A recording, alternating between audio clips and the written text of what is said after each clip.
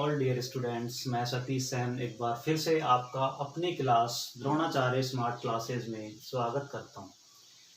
आज फिर एक अपना अगला नया टॉपिक होगा आवेशित चालक की सतह पर बल, जो कि सेकंड लास्ट टॉपिक है इस चैप्टर का। तो देखते हैं, सबसे पहले यदि किसी आवेशित चालक की सतह की बात करते हैं तो देखिएगा, सपोज दैट कि हमारे पास कोई भी एक आवेशित चालक है, और इस आवेशित चालक में आवेश जो है समान रूप से वितरित है। आवेश क्या है, इसमें इक्वली डिस्ट्रीब्यूटेड है। सपोज दैट कि आवेश इसमें इस प्रकार से वितरित है।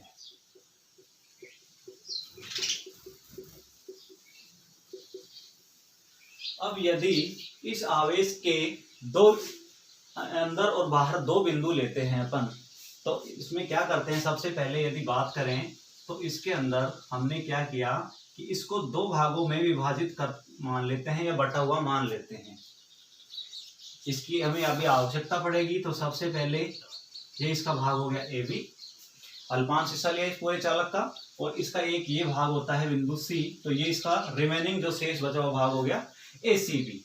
अब यदि मैं इस पर विद्युत क्षेत्र की बात करूं तो यहां पर लेते हैं अपन विद्युत क्षेत्र बिंदु P के कारण, बिंदु P2 ले लिया, और यहां पर इस चालक के बाहर एक विद्युत क्षेत्र यदि निकालेंगे तो बिंदु हम P1 ले लेते हैं, बिंदु P1 ले लेते हैं।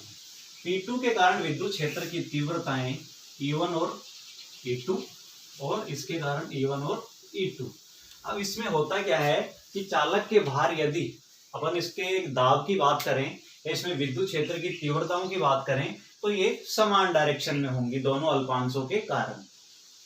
और इसके भीतर यदि बात करें तो विद्युत क्षेत्र की तीव्रताएं विपरीत दिशाओं में होंगी, और या फिर क्या कहें कि इसके अंदर जो विद्युत क्षेत्र की तीव्रता चालक के अंदर शून्य रहेगी, क्योंकि आवेशित किया गया आवेश इसके बाहर की तरफ है।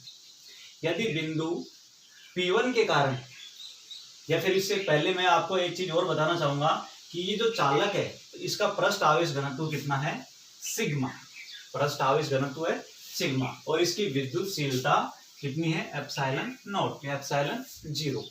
तो बिंदु यदि P1 के कारण मैं इसकी विद्युत क्षेत्र की तीव्रता ज्ञात करूं, बिंदु P1 के कारण, तो इसकी विद्युत क्षेत्र की तीव्रता हो जाएगी सिग्मा अपॉन एप्सिलॉन 0, क्योंकि इसके बाहर की तरफ इसकी विद्युत क्षेत्र की तीव्रता हमेशा E equals to sigma upon epsilon 0 होती है। तो जो हम ये निकाल रहे हैं बाहर की तरफ विद्युत क्षेत्र की तीव्रता बिंदु P1 के कारण निकाल रहे हैं। इसी प्रकार बिंदु P2 के कारण विद्युत क्षेत्र की तीव्रता चालक के अंदर निकालेंगे, जो कि विद्युत क्षेत्र की तीव्रता कितनी हो जाएगी, 0। P2 equals to 0। इतना क्लियर है। अब यदि बात करते हैं बिंदु P1 के कारण, बिंदु P1 के कारण विद्युत क्षेत्र की तीव्रता देखते हैं तो कितनी होती है, P1 equals to E1 plus E2। ये दोनों विद्युत क्षेत्र की तीव्रता परिणामी विद्युत क्षेत्र की तीव्रताओं का योग हो जाएगा। मतलब कैसे, क्योंकि दोनों की डायरेक्शन सेम है। किसके लिए, जब बिंदु P1 चालक गोले के बाहर की तरफ स्थित है। इसको इक्वेशन नंबर 3 दे देते हैं। और इसी प्रकार यदि बात करें इसके लिए बिंदु P2 के लिए, तो बिंदु P2 के लिए कितनी हो गई, 0। अब इसमें यदि अप्लाई करते हैं अपन ये वाला रूल कि P1 के लिए कितना होगा, या फिर इसको अपन ये भी देख सकते हैं कि E1 माइनस E2। अब इक्वेशन इसको 4 दे देते हैं। तो इक्वेशन जैसे 2 और 4 की कंपैरिजन करें तो इसका परिणामी मान कितना आया था, 0 आया था। और 0 क्यों आया था, क्योंकि ये विपरीत दिशाओं में है। तो इसकी जगह यदि मैं 0 रख देता हूं तो कितना मिलता है मुझे, E1 इक्वल्स टू E2। मतलब E1 और E2 की विद्युत क्षेत्र की तीव्रताओं का मान इक्वल हो जाता है। कब, जब इसके अंदर बिंदु P2 पर विद्युत क्षेत्र की तीव्रताओं का योग यदि कितना हो, 0 हो। तो इस वाली कंडीशन को मैं क्या करता हूं, समीकरण 1 में अप्लाई कर देते हैं। कैसे कि 2E2 equals to sigma upon epsilon 0, और E2 equals to 2 upon epsilon sigma upon 2 epsilon 0, sigma upon 2 epsilon 0। ये हमें विद्युत क्षेत्र की तीव्रता प्राप्त हो जाती है इन समीकरणों को यदि आपस में परस्पर सोल्व किया जाए। अब ये समीकरण कैसे प्राप्त हुई, इस चित्र की सहायता से हम आसानी से समझ सकते हैं। अब यदि मैं कहूं कि इस अल्पांश के कारण इस चालक गोले पर, देखिए इसका स्क्रीनशॉट ले लें या फिर इसको नोट डाउन कर लें, इसको रिमेनिंग पार्ट को मिटाना पड़ेगा। अब यदि इस चालक पर किसी अल्पांश के कारण या किसी अल्पांश गोले के कारण लगने वाले बल का मान देखें अपन, तो बल का मान होगा DF। विद्युत बल कितना होगा, हमेशा जो बाहर की तरफ एक जो बल लग रहा है, विद्युत बल लग रहा है, इसका मान कितना है F। और यहाँ पे अल्पांश के कारण यदि हम बल का मान ले रहे हैं तो कितना हो गया DF। तो यहाँ पे विद्युत बल वही होगा कि F इक्वल्स टू QE से। ये विद्युत बल का मान है, जहां पर उसमें विद्युत क्षेत्र की तीव्रता E है और Q क्या है, आवेश। इसी प्रकार यदि विद्युत क्षेत्र की तीव्रता E2 ली जाए और अल्पांश के कारण आवेश का मान DQ लिया जाए, तो यहाँ पे अल्पांश DF कितना हो जाएगा, E2 इंटू DQ। अब यहाँ पे यदि बात करें E2 की वैल्यू इस इक्वेशन से इसमें अपन पुटअप करेंगे, तो DF सिग्मा अपॉन 2ε0 और ये DQ। अब हमें पता है कि सिग्मा कितना होता था, DQ अपॉन DS। तो यहां से DQ की वैल्यू कितना हो जाएगी, सिग्मा इंटू DS। 2 अपॉन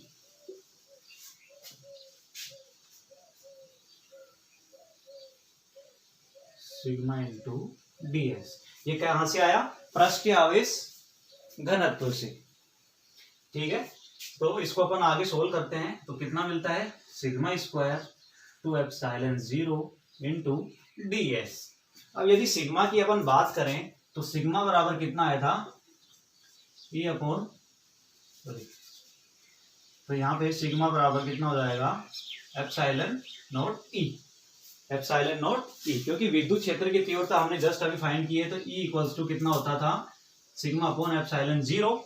इसी सूत्र से हमने क्या किया, सिग्मा की वैल्यू निकालेंगे तो एप्सिलॉन E हमें प्राप्त होगा। इस वैल्यू को अपन इसमें अंदर रख देते हैं, तो कितना मिलेगा हमें, फाइनली इसको सोल्व करते हैं तो 1/2 epsilon not E square DS। तो ये हमें किसी अल्पांश हिस्से के कारण, मतलब इस एक अल्पांश हिस्से के कारण यदि बल का मान निकालना हो तो DF बराबर कितना मिलेगा, 1/2 एप्सिलॉन E स्क्वायर DS। इतने को आप एक बार नोट डाउन कर लें। इसको देखिए मैं मिटा देता हूं। और यदि मैं कहूं कि यदि DF बराबर कितना मिलता है मुझे, 1/2 एप्सिलॉन E स्क्वायर DS। ये किसी अल्पांश के कारण लगने वाला बल था। यदि संपूर्ण पृष्ठ के कारण बल का मान निकालना हो तो इसका इंटीग्रेशन कर देंगे, तो integration of 1/2 epsilon E square DS ये हमें प्राप्त हो जाता है। अब यदि मुझे क्या करना है कि इस संपूर्ण चालक पर या फिर पहले इसके अल्पांश के कारण इसके दाब का मान निकालते हैं, तो देखिएगा इस इक्वेशन से, इक्वेशन 5 देते हैं, तो दाब बराबर क्या होता है, DF अपॉन DS। दाब बराबर क्या होता है, बल बटा क्षेत्रफल। Pressure equals to force by area. यदि अल्पांश क्षेत्रफल DS हो, अल्पांश बल DF हो, तो हमें इसका बल का मान मिल सकता है। कैसे, देखिएगा इस इक्वेशन में अपन DS का भाग दे देते हैं, तो 1/2 एप्सिलॉन E स्क्वायर। ये हमें इस प्रकार से इसके बल का मान प्राप्त हो जाता है। तो ये हमारी एक छोटी सी डेरिवेशन थी, बहुत इजी है, थोड़ा सा इसका ध्यान से विश्लेषण करेंगे, आसानी से आप कर पाओगे। ठीक है, तो इस प्रकार ये हमारा एक टॉपिक फिनिश होता है। इससे अगले वाले टॉपिक की अपन बात करेंगे, तो पहले आप इसको नोट डाउन कर लें।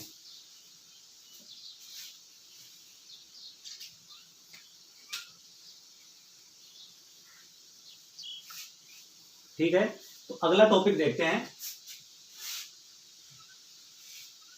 विद्युत क्षेत्र के एकांक आयतन में ऊर्जा।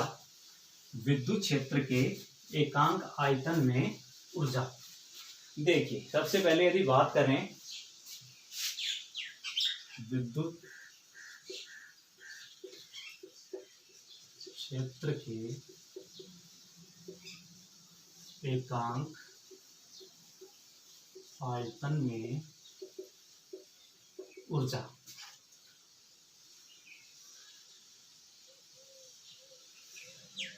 सपोज दैट कि हमारे पास ये कोई एक चालक है जिसकी रेडियस त्रिज्या है r, पॉइंट O पे है, और यहां से ये जो चालक है इसकी ये जो डिस्टेंस है, ये जो अल्पांश एक जो एरिया है, इसका वैल्यू अपन रख देते हैं dr। ठीक है। अब यदि हमने बताया कि कोई भी जैसे चालक है तो चालक के चारों तरफ बाहर की ओर एक विद्युत बल कार्यरत होता है और इसके चारों तरफ समान रूप से आवेश वितरित रहते हैं। अब यदि मुझे इस पर आवेश का मान बढ़ाना हो, कम करना हो, या फिर क्या करते हैं इसमें इसके आयतन को बढ़ाना पड़े, तो इसको आयतन को बढ़ाने के लिए, आवेश का मान बढ़ाने के लिए जो कार्य किया जाता है वही कार्य इस एकांक आयतन की ऊर्जा के रूप में संचित हो जाती है, स्टोर हो जाती है। मैंने क्या बताया कि यदि मुझे आवेश का इस चालक का आयतन बढ़ाना हो या इसके आयतन में आवेश की मात्रा बढ़ाने हो, तो दोनों ही कंडीशन में क्या करता है, इस पर एक कार्य करना पड़ता है, मुझे एक इस बल के विरुद्ध एक कार्य करना पड़ता है, और इसी कार्य को क्या कहेंगे अपन, इसकी ऊर्जा, क्योंकि जो कार्य है इसकी ऊर्जा के रूप में संचित हो जाता है। अब सबसे पहले यदि बात करें कि सपोज दैट कि इसका आयतन आवेश घनत्व सिग्मा है, इसका आयतन आवेश घनत्व कितना है, सिग्मा। तो पृष्ठीय आवेश घनत्व सिग्मा के कारण इस पर लगने वाले दाब का मान, दाब P बराबर कितना निकाला था हमने, सिग्मा स्क्वायर अपॉन 2 एप्सिलॉन 0, या फिर कितना कहें 1/2 एप्सिलॉन E, इतना हमने इसके दाब का मान निकाला था। ठीक है। दूसरी चीज यदि अपन इसमें बात करें तो यदि इसमें बल का मान ज्ञात करना हो, बल कितना होता है, देखिए P इक्वल्स टू हमने कितना निकाला था, बल बटा क्षेत्रफल।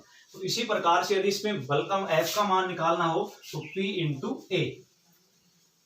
तो इसमें यदि चालक की सतह पर लगने वाला बल हो तो कितना हो जाएगा, P क्रॉस A। गोला है, इसका पृष्ठीय क्षेत्रफल कितना हो जाएगा, 4 पाई r स्क्वायर। तो देखिए यहाँ पे सबसे पहले मैं क्या करता हूं, इसकी वैल्यू रख देते हैं, सिग्मा स्क्वायर 2 एप्सिलॉन 0 गुणा 4 pi r square, 4 pi r square. ये हो गया इसकी आवेशी चालक की सतह पर कितना बल का मान। अब यदि मुझे क्या करना है कि आवेश को बढ़ाना है, इसके चालक के चारों तरफ आवेश का मान बढ़ाना है, या फिर कहें कि मुझे इसके आयतन की वैल्यू है जो इंक्रीज करनी है, बढ़ानी है, तो इस कंडीशन में मुझे कुछ ना कुछ कार्य करना पड़ेगा। तो किसी चालक के किसी एक अल्पांश पर किया गया कार्य कितना होता है, कार्य dw equals to F into dr, मतलब बल इंटू विस्थापन। अब इसमें विस्थापन कितना था, ये वाला हिस्सा dr। शुरू में सपोज किया हमने कि ये इसका आयतन इतना था, उसके बाद हमने dr इसको बढ़ा दिया, dr एरिया इसका जो बढ़ा दिया, तो इसका टोटल कितना हो जाएगा, ये तो किया गया कार्य कितना हो गया, बल इंटू विस्थापन। विस्थापन हुआ इसमें dr। अब यहाँ पे हम देखेंगे कि जो बल की वैल्यू इतनी है और dr इतना है, तो हमें कार्य का मान प्राप्त हो जाएगा। तो देखिए, तो इसके लिए अपन क्या करते हैं, कार्य dw equals to sigma square 2 epsilon 0 4 pi r square into dr। अब यहां से 4 पाई r स्क्वायर, एक मिनट इसको देखिएगा, 4 pi r square into dr। अब यहाँ पे ये किसी भी एक गोले का पृष्ठीय क्षेत्रफल है और dr क्या है, इसका एक आयतन। तो यदि मैं क्षेत्रफल को उसकी एक भुजा से और गुणा कर दिया जाए, मल्टीप्लाई कर दिया जाए, तो हमें क्या प्राप्त होता है, आयतन। क्योंकि r इंटू आर कितना हो गया, क्षेत्रफल, और एक भुजा और उसकी ले ली जाए तो r³ क्या प्राप्त होता है हमें, आयतन। तो इसी प्रकार से 4 pi r square into dr से हमें प्राप्त हो जाएगा इसका अल्पांश का आयतन dv, जिसको दर्शाएंगे हम dv की सहायता से। dw equals to sigma upon epsilon 2 epsilon 0 into dv। तो इस प्रकार ये जो कार्य होता है यही इसकी ऊर्जा के रूप में संपीड़ित हो जाता है, संचित हो जाता है, स्टोर हो जाता है, और इसी ऊर्जा को विद्युत क्षेत्र की एकांक आयतन की क्या कहेंगे हम, ऊर्जा। तो इसको क्या लिख सकते हैं अपन, dw या du बराबर sigma square upon 2 epsilon 0 into D V. इसको मैं मिटा देता हूं।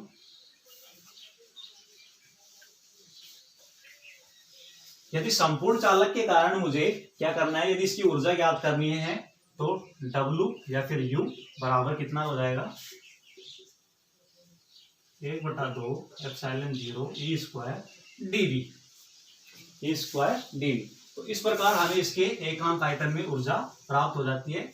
ये इसका सॉल्यूशन रहेगा। और यदि बात करें इसके एकांक आयतन में, क्या कहें, इसके एकांक आयतन में ऊर्जा, या फिर उसी चीज को क्या बोल सकते हैं हम, ऊर्जा घनत्व।